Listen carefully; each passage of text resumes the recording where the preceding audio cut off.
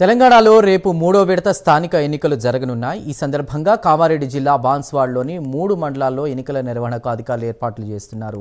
ఎన్నికల సిబ్బందికి పరికరాలు పంపిణీ చేస్తున్నారు. ఎలాంటి అవాంఛనీయ ఘటనలు జరగకుండా అధికారులు ఏర్పాట్లు చేస్తున్నారు.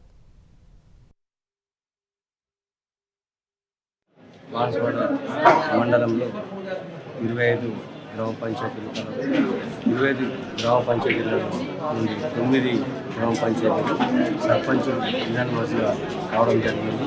అలాగే 222 వార్డుల నుండి 150 వార్డులు ఇప్పుడు పోలింగ్ నడుస్తున్నాయి. యునానిమస్గా వార్డులు అయినాయి. 105 వార్డులు యునానిమస్గా అయినాయి.